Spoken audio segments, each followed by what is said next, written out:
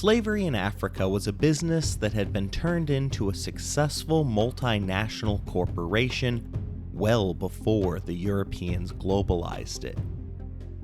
While the damage was most strongly felt between 15 and 1700 AD, the foundations for the emergence of West African slavery were laid somewhere between 10,000 BCE and the year 500 AD. Why so large of a gap for our estimation? The lack of African written records is part of the reason. The size, geographical, and cultural differences inherent to the continent also contribute. But we know that during this long period of history, the dual revolutions in agriculture and iron caused Africa to experience massive technological, economic, and political changes. One of the few things that stayed the same was the vital importance that slavery represented to the survival of African states.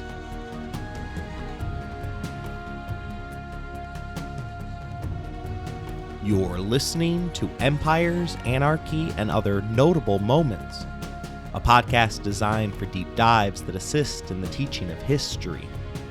This is the second of 4 episodes regarding the West African slave trade. Episode number 2, Slavery and the State.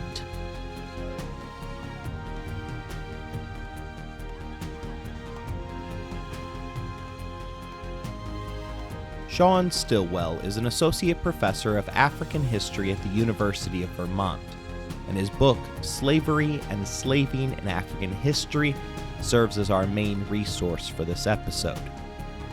Professor Stillwell explains nation building in Africa through the concept of what he calls the African big men. By this, he means individuals that were able to gain enough resources that they were able to exert substantial influence over others. Throughout the work, Stillwell does not automatically equate the term big men with any negative connotations, even though there are plenty of examples of big men that ooze modern-day connections to corruption and dictatorship. A unique African term for leadership in this era is necessary because the process of state building was fundamentally different in this part of the world. Case in point was how dramatically different they conceptualized the value of land.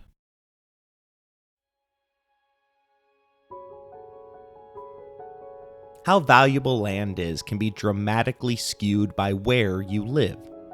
Someone from the middle class living in Chicago could not imagine owning 2 to 3 acres which would serve as their own private fenced-in yard, while someone from Wyoming would likely scoff at how little land the 40 acres that had been offered during Reconstruction were. Africa has always had a low population density. Historian J.D. Duran estimates that in 1750 the population density per square kilometer in Africa ranged between 2.3 to 5.8% across the continent. Compare this to the 23 to 27 person per square kilometer living in Europe at the same time. Land was never difficult to find in Africa, but what was challenging was making it productive. Anyone who grows up in Indiana, as I did, knows you must rotate your crops. This typically means leaving a field fallow or empty for one cycle. This rest allows the nutrients to be restored in the ground and sets the stage for the next productive planting. I was not surprised to learn that early African civilizations knew to leave their fields fallow. I was flabbergasted, however, to find out that the majority of African fields had to be left fallow for as much as 10 years, with some farms in the forest zones requiring 25 years of no use for successful restoration of their soil. Before the consolidation of states, it was typical for local African households to be self-sufficient in food production. This ensured that they were relatively economically autonomous and held their fate in their own hands. Since everyone had access to plenty of land, few starved in this system. The production of food in Africa, however, is among the hardest work on the planet. This meant that there were economic incentives to create large families so that your kids could eventually handle the production of food and allow you to branch out your economic interests.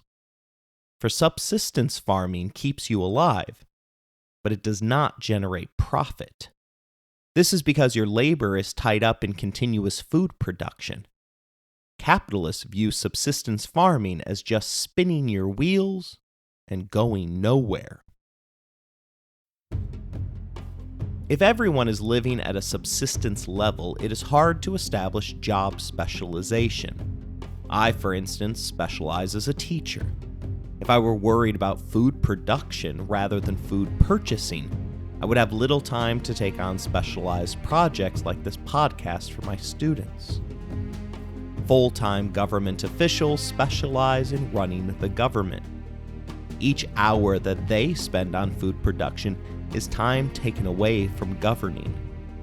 The ruling class's bureaucracy, full-time soldiers, artisans, gurwees, and traders cannot focus on their craft without the establishment of a surplus of food.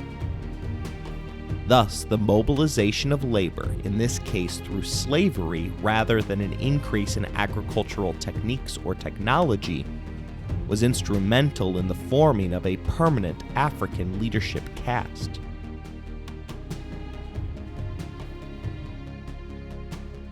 Historian Joseph Miller describes African state building as a process of aggregating human dependence.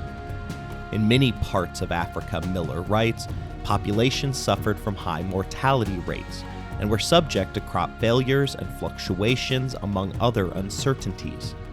So the key was to acquire not just control over dependence directly, but to place claims on the future labor of as many people as possible by making claims on their descendants, which in effect created an African reproductive economy.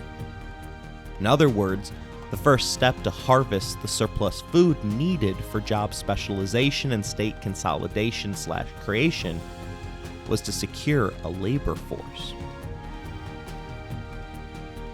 Europeans accomplished this through the feudal system. The king, given his place by God through the belief in the divine right of kings, owned all of the land and passed down control to his lords, who in turn let the remaining 75% live peasantry lives of perpetual poverty. While serfs could work 1 or 2 days a week on their own land, the debts that they incurred essentially made them slaves in the manorial system. Since military service was a part of the serf's feudal contract, the lords gained all the benefits of their peasants' labor with minimal costs or responsibilities falling upon the state's resources. This system never made it to Africa, in part because of how they viewed land, and secondly, because there was no equivalent African understanding of the divine right of kings.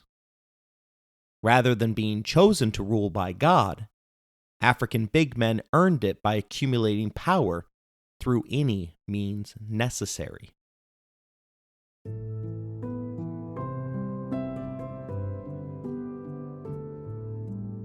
John Locke's social contract imagines the state of nature in the same way that typical high school students choose to imagine pre-colonial Africa. Locke portrays the state of nature as a brutish world, where individuals that were bigger and stronger took whatever they wanted from anyone that they could push around. Locke then supposes that individuals band together to empower a state, whose number one job is to ensure security for its citizens, meaning that we give away some rights and money in the form of liberty and taxes in exchange for security. Big men's legitimacy derived from the security and privilege that they provided to their citizens, as Locke suggests. But African state building flips the formation of the state on its head. instead of the insecure individuals choosing to band together to face those that are more powerful. In Africa, the powerful forced the insecure to come under the control of their security apparatus. The difference in the divergent social contracts was choice. The absence of choice led Patrick Chabal and Jean-Pascal Deleuze to conclude that the notion that African politicians, bureaucrats, or military chiefs should be servants of the state does not make sense. Their political obligations are first and foremost to their kin, their clients, their community, their regions, or even to their religion.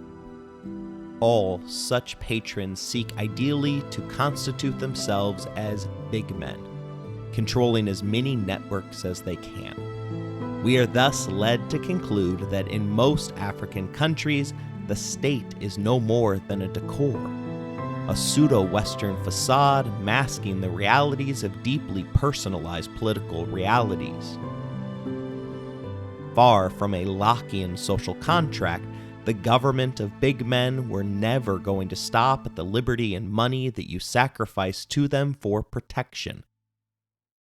They were always going to desire and take more.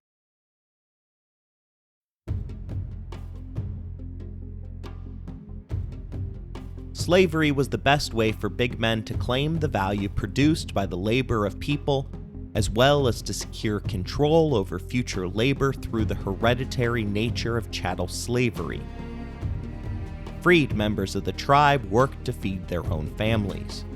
The men who sought to govern needed to convince others to work to feed both him and his army.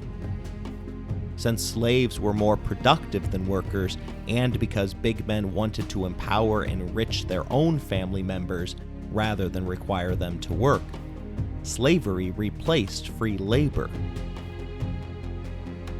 Early African states even viewed slavery through a family concept. The Boganji described the relations between their slaves and masters by asserting, "If I buy a slave, I am his father, I am his mother." Since land itself was not valuable, big men monopolized labor in order to increase the production of goods that came from the land. In some ways, the surplus of available land made people that you could control more valuable.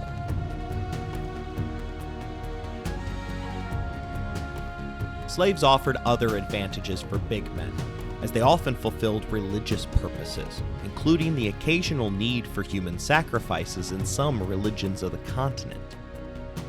Large entourages of slaves lent prestige, as well as an inherent sense of wealth and power. That led more people to flock to your banner for protection. In hard times, such as during food shortages, slaves could be sold to earn enough money to feed your biological family. Stilwell provides us with a depressing account of what happened during hard times when you did not own a surplus of slaves. He writes that, during times of famine, if a father wanted to sell a child in order to buy food, he would first scatter a little millet on the ground and tell his children to gather it up. He would then tell the slave merchant with whom he had already negotiated a price to choose the child he wanted. The victim would then be tied up and taken away. In this way, children were sold just like chickens. With the proceeds gained, food could be purchased to sustain the family. This disturbing story was not the main way the slaves were acquired. War presented the most opportunities. The lack of clearly defined borders, peoples, and states made violent outbreaks common in Africa. As is true for every civilization, the victors had to decide what to do with the captives of war. There were three options available: kill, absorb, or exploit. Since control of labor created wealth and power, the exploitation of prisoners was the most frequent preference. The implementation of high-density slaving consolidated labor for the state and served to underwrite the large economic growth period in Africa between the years 1000 and 1900. It was during this time that slavery became a fundamental part of the political economy of African statehood.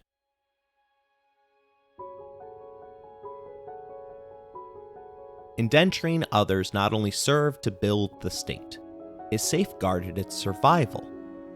While serfs served a military role in the European Middle Ages, they were ineffective in the militarized age of chivalry.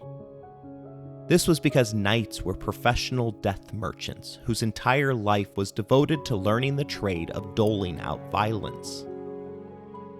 Before the advent of professionalized African armies, free soldiers that were called into duty were only part-time soldiers. In fact, they were likely either free farmers or craftsmen. Their service time, experience, and capability as warriors were all limited. As a result, slave soldiers often composed the core of the professional fighting forces of African big men. For us, it's hard to understand why slaves would effectively fight for the survival or betterment of their master, but they do. This is because their loyalty was tied directly to the survival of an African ruler. This is similar to the way that North Korea's Kim dynasty maintains control of their soldiers, despite clear evidence against their competence to lead. While 50% of the North Korean people are starving, the military remains steadfastly loyal because they are funneled all the food and privilege that they need to live decent lives. African slave soldiers were well fed, cared for, and rarely punished by their masters. If they stepped out of line, they could be entitled to a second wave of social death and violence as they still maintained resale value to their owner. For the slave, another wave of dehumanization was intensely feared, for life could always get worse. Because you weren't being used to fight against your own people, one master was as good as another. Thus, slavery became economically essential to Africa regarding the growth of states and their governing political elites. Slave production sustained the elite and made the rule of big men possible because of how vital it was to the economy, the royal court, the palace bureaucracy, and the military. Over time, the benefits from the use of slaves trickled down to the non-elite households. This happened as slaves became more common and supply systems of slaves became institutionalized.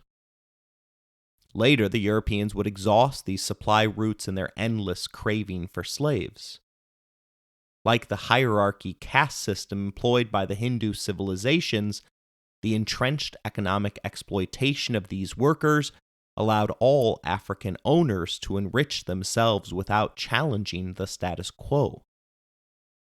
Stilwell reminds us that it is commonly said that power in African societies comes from people, but that power is also then directed at people.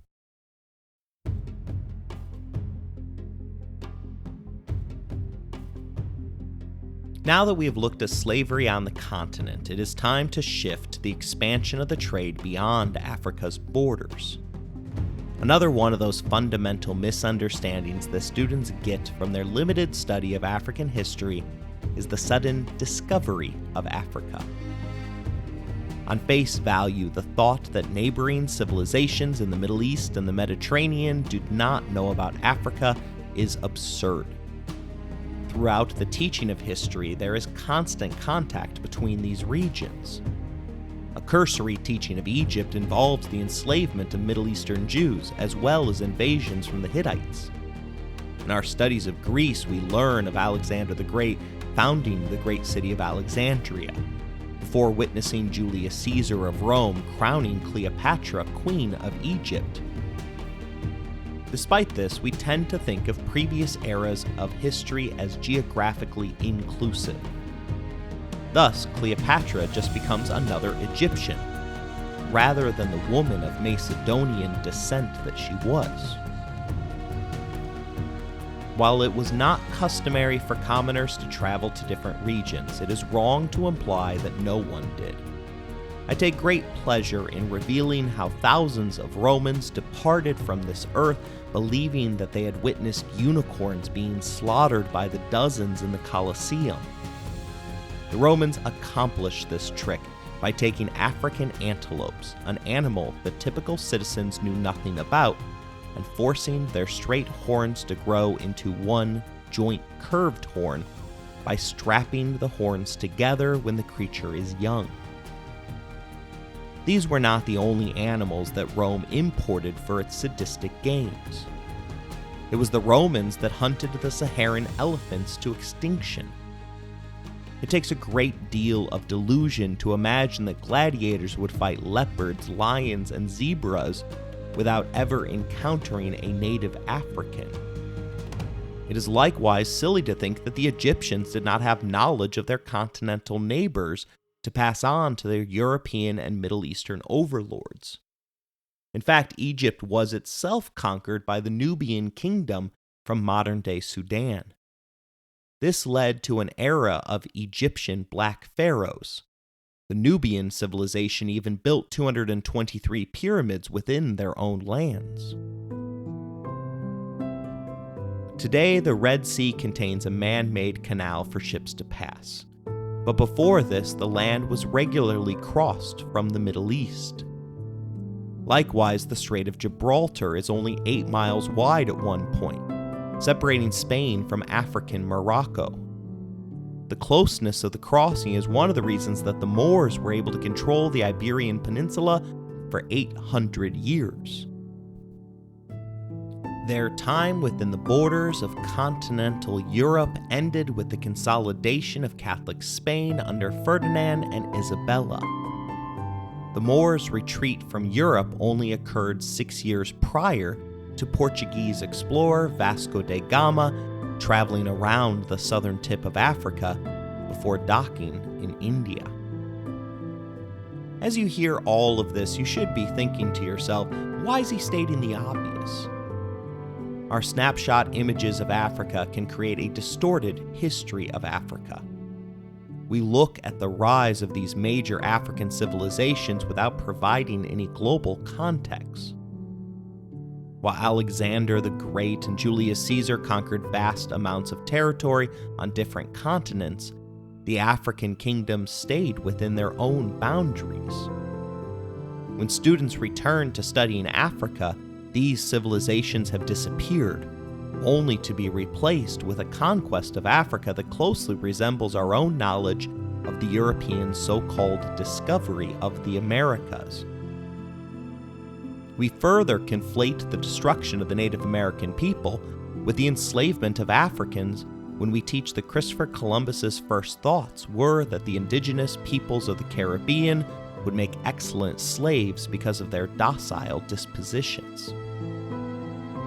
Somewhat unfortunately for Africans, the natives tended to die at a far greater rate of European diseases, thus resulting in the need for the importation of slaves to replace them. Africans happened to survive these illnesses at far greater rates because they had already had significant contact with the Europeans in the past centuries. We inherently know that the slave trade is destructive, but in our haste to make connections between the past and the present, we focus on those harms to help explain why, in conjunction with imperialism and colonialism, Africa has so many challenges today. Likewise, since we are talking to American students, we focus on the transatlantic slave trade while ignoring the trans-Saharan slave trade completely. To understand Africa's experience with slavery, we must discuss the entire story. Doing so also reveals that far from being a victim of globalization, Africa was a driver of it. Perhaps no story exemplifies this more than the tale of Mansa Musa.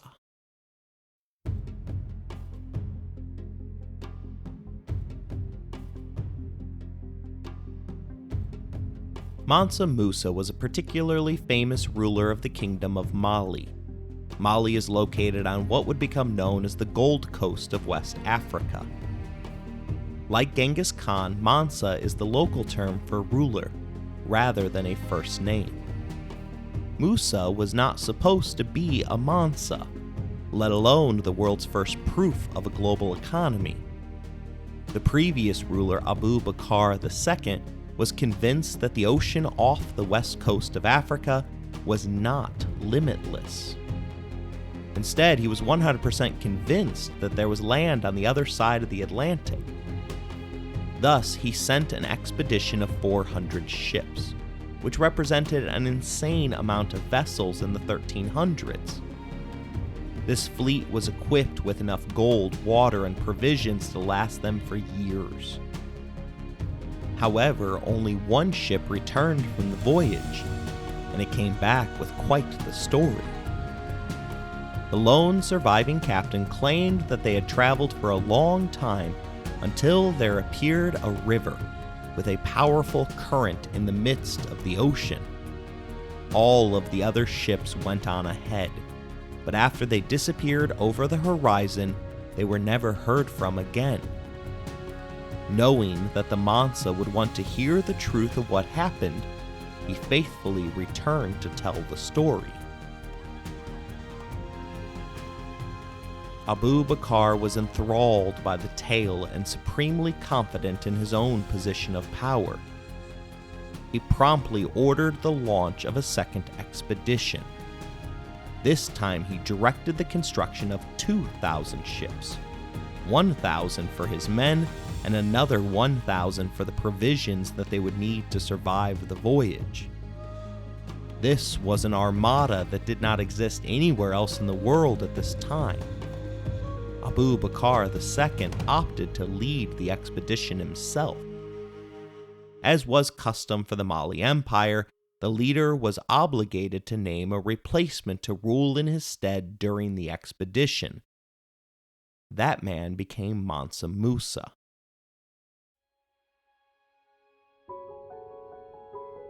Awaiting a return that would never happen, Mansa Musa's first order of business was to improve the international trade that was one source of Mali's wealth. The other source was gold.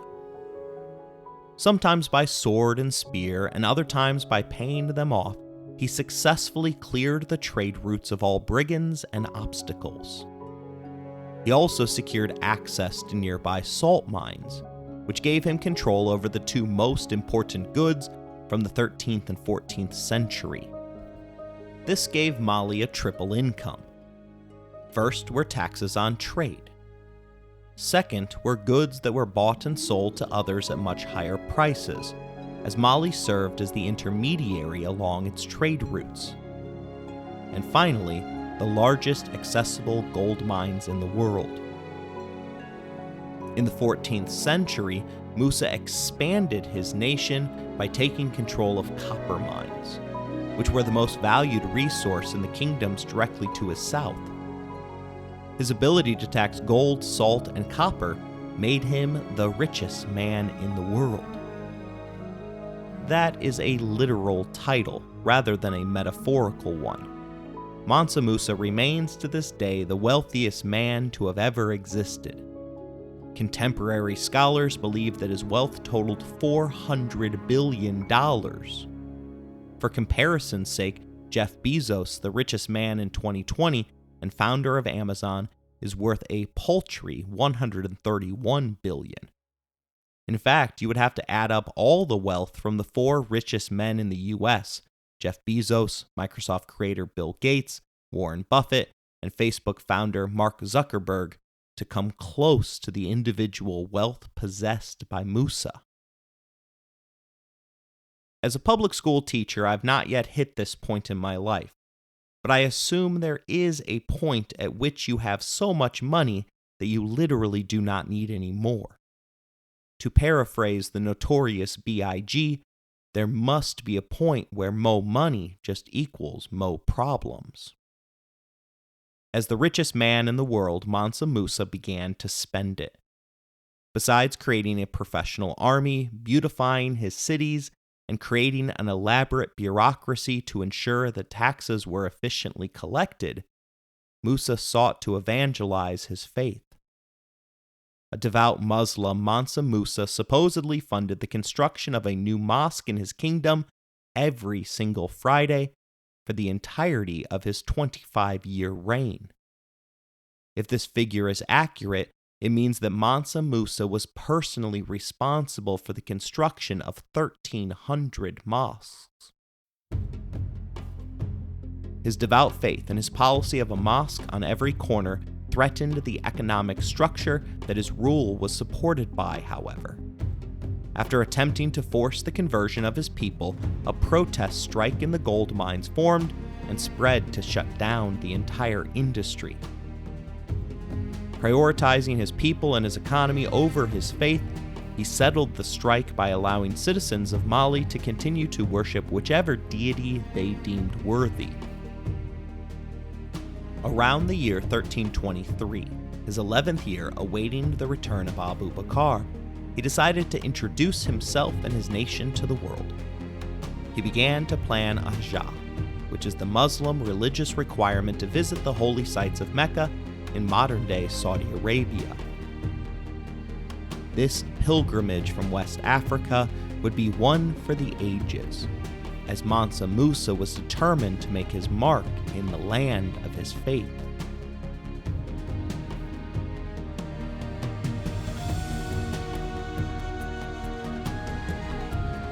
To reach the Holy Land, Mansa would have to travel his own well-worn trade routes across the Sahara Desert. They stopped at Cairo in Egypt before crossing into the Middle East and turning south in order to arrive in Mecca. In all, the journey was more than 4,000 miles. As a responsible ruler, Musa stopped and checked on his cities and mines as he went, so that his wealth would continue to flow during his absence. And he needed it to persist because he was about to make a journey that would make him the most famous man in the Middle East. Accompanying Musa was his wife and her 500 servants. But her entourage was nothing in comparison to the 12,000 servants of his own, 500 of whose only job was to carry golden staffs and walk in front of him. Each servant carried 4 pounds of gold bars. That amounts to nearly 46,000 pounds of gold. 8,000 soldiers guarded the caravan, and another 47,000 Malians came along to make their own pilgrimage.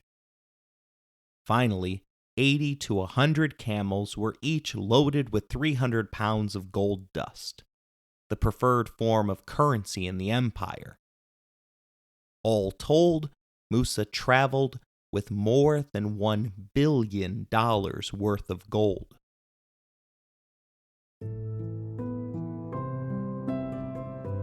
Musa ordered a mosque built and left enough gold to see it done in every town he passed through. The first bit of trouble for this traveling army came in Cairo. There, the Egyptian sultan insisted that Musa supplicant himself before the pharaoh. Knowing full well that he was both richer and more powerful than the Egyptian ruler, Musa agreed to end the standoff by instead bowing to Allah while in the presence of the pharaoh. They stayed in Cairo in order to rest and refuel for 3 months. And it is here that the tale of Mansa Musa's pilgrimage exposes the existence of a global economic system. His men spent and gave away so much gold that the currency was devalued worldwide due to oversupply. His generosity was great, as he literally ordered gold coins to be thrown like parade candy when crowds came out to see the procession. Most Southern European royal crowns still display the unique white coloring of the Mali gold that they obtained at rock-bottom prices during this time period. Once reaching Mecca, Musa secured promises for the world's greatest scholars and religious theologians to visit his West African kingdom. Shortly after arriving in Mecca, though, he received word that there was an open rebellion in one of Mali's eastern provinces. He decided to rush home, but due to his generosity, they were already out of the $1 billion worth of gold that they had brought with them. This forced him to take out substantial loans in Cairo to finance the rest of the return trip home. The act of taking out such a large loan with the interest that went on top of it reestablished the world's gold markets, undoing the damage that he had unwittingly done when he had passed through the first time. When he returned home, he was pleased to be informed that his generals had put down the rebellion, and in the process had expanded the kingdom by taking over the infamous trading city of Timbuktu. The second item that he saw to was the repayment of his loan, which he did in one payment, eradicating all interest that was due on the loan.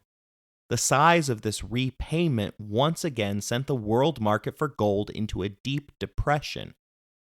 It took a full decade for gold prices to recover in Egypt.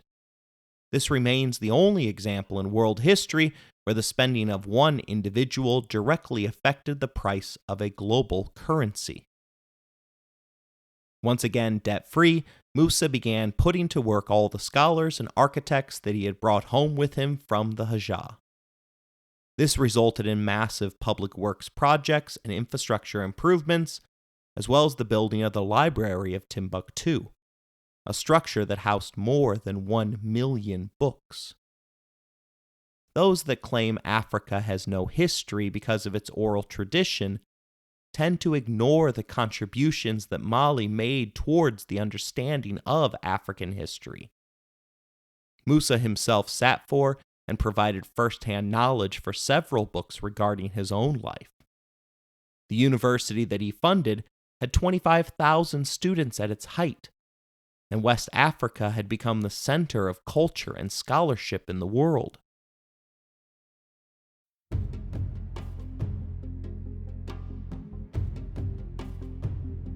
I recount the tale of Mansa Musa in such great detail to finally put to bed some of the stereotypes regarding Africa.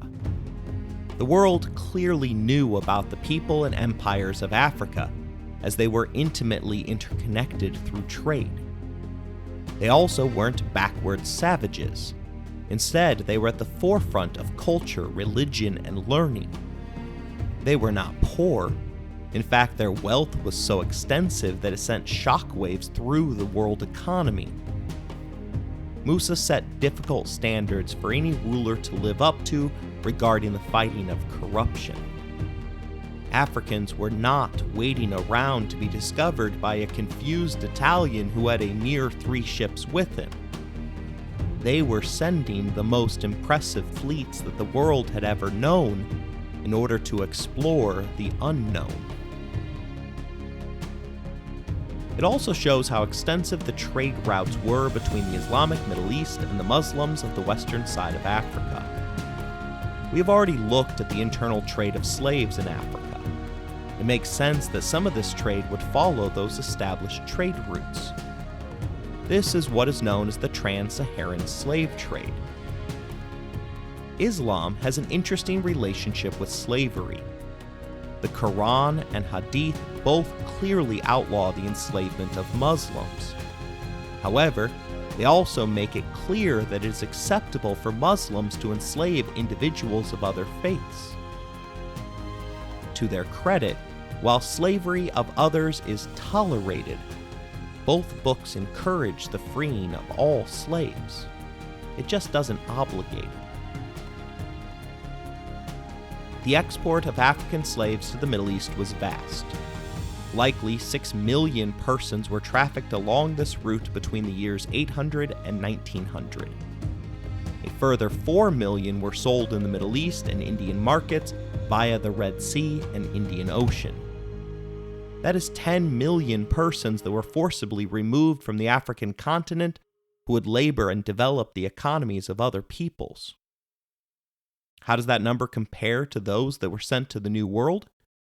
The Transatlantic Slave Trade database, which keeps track of slave ship voyages, estimates that between 1492 in 1866, 12,521,337 persons crossed the Atlantic Ocean destined for a life in captivity.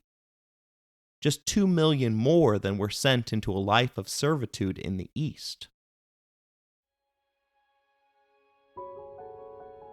What else was different about the trans-Saharan trade route? Owners in the Middle East had a greater demand for female slaves, choosing to utilize them as domestic servants. The male slaves that they did purchase oftentimes were destined for educational jobs, including working within the bureaucracy and the tax centers of the Middle East. The existence of Islam and its rules regarding the inability to enslave a Muslim meant that social resurrection could occur not just through earning your place within your society, but by converting to Islam, at which point you were automatically freed.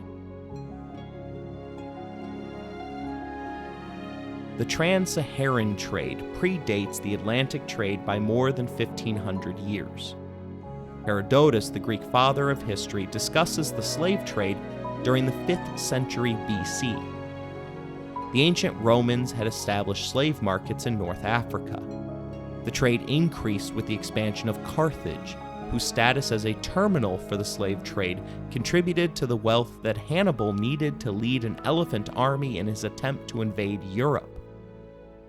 Instead of being forcibly stuffed in the cargo holds of European ships, these slaves were transported across the Saharan desert via camels. While the means were different, both resulted in the African social death. One individual in the 18th century describes the lingering effects of this trade on the modern population, saying that by the 1770s, slave stealers were operating by kidnapping children during the night. They would sell them to some peasant who sells them to a third, and so from hand to hand, 2 by 2, they are carried out of the country. It is not surprising that the Hausa disliked camels, for they are the beasts that carry us to slavery.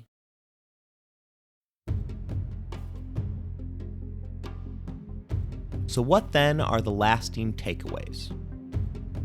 African history is vast and incredibly interesting. The continent is not what you have been led to believe, and studying the subject of slavery and the role that the Africans played helps us to understand what happened to the birthplace of humanity. To understand the story, one must remove the preconceptions that the European way of state building and social contracts are the only way to do something. Mansa Musa proved what Africa was capable of, and we should remember that the potential remains to this day. Finally, the slave trade existed before, without, and after the Europeans were involved. In our next episode, we will examine the African slave trade in depth, examining the effect that the slave trade had on the rise and fall of West African nations through the development of the fiscal military state. It is here that we will look at the economic causes and consequences of the slave trade.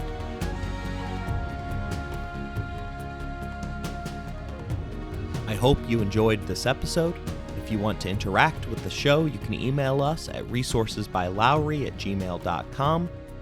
If you would like to financially support the show, please look at the show description for more information. As always, thank you for listening, rating the show, and spreading the word.